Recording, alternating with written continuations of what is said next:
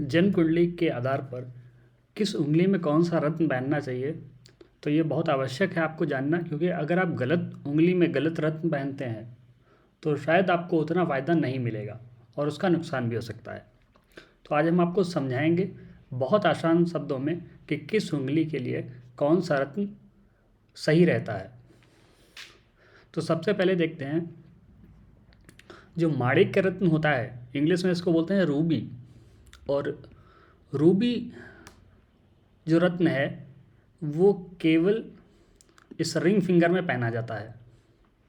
Ring finger में अब क्यों पहना जाता है? क्योंकि रिंग फिंगर के जस्ट नीचे सूर्य पर्वत होता है और सूर्य पर्वत में ही माणिक्य जो रत्न है सूर्य का, वो पहना जा सकता है। तो यहाँ पर ये रत्न जो माणिक्य का है ये रिंग फिंगर में पहनना ज़्यादा आवश्यक होता है।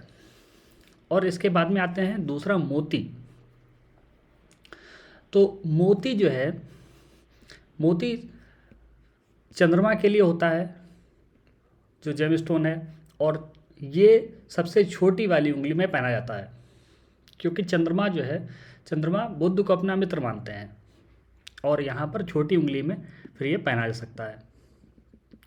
अब इसके बाद में आते हैं मूंगा।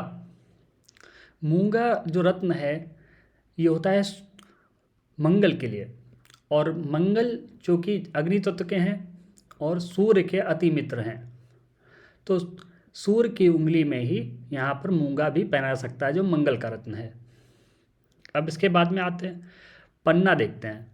तो पन्ना ये सबसे छोटी उंगली में पहना जाता है, क्योंकि सबसे छोटी उंगली में कहा जाता है कि यहाँ पर सबसे छोटी उंगली के नीचे ही बुध का पर्वत होता है।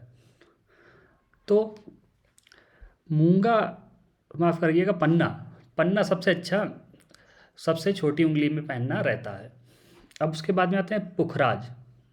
तो पुखराज किस में पहना जा सकता है? तो देखिए, पुखराज इंडेक्स फिंगर में पहना जाता है, क्योंकि इंडेक्स फिंगर के नीचे ही गुरु पर्वत होता है, इसलिए गुरु की उंगली होती है, और पुखराज केवल इंडेक्स फिंगर में ही पहनना चाहिए। उसके बाद में बात करते हैं डायमंड, मतलब हीरा की। तो हीरा, देखिए, हीरा पहना जा सकता है दो उंगलियों में।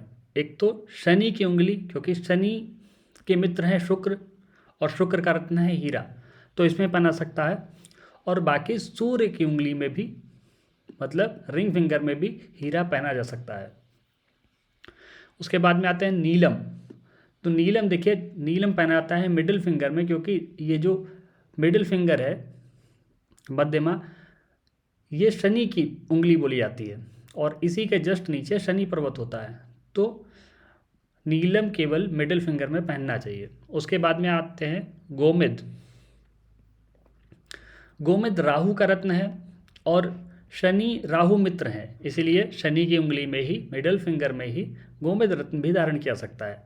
उसके बाद में बात करते हैं लहसुनिया, जो केतु का रत्न है, और ये मिडिल फिंगर में पहना जा सकता है, क्योंकि केतु राहु शनि के मित्र हैं, शुक्र भी शनि के मित्र हैं, इसलिए ये जितने भी जेमस्टोन हैं राहु केतु के, ये मिडिल फिंगर में पहने जा सकते हैं।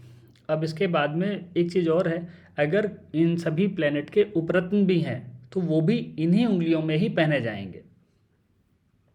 ठीक है, जैसे पन्ना का उपरत्न होता है ऑनेक्स, तो वो भी अगर पहनते हैं तो सेम इसी उंगली में पहनेंगे जिसमें पन्ना पहना जा सकता है।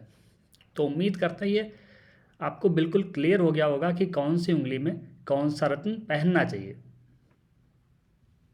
वीडियो अगर अच्छा लगा हो तो लाइक करिएगा, चैनल को सब्सक्राइब जरूर कीजिएगा, जिससे हम आगे और ऐसे वीडियो बनाएं तो आप तक आराम से पहुंच जाए।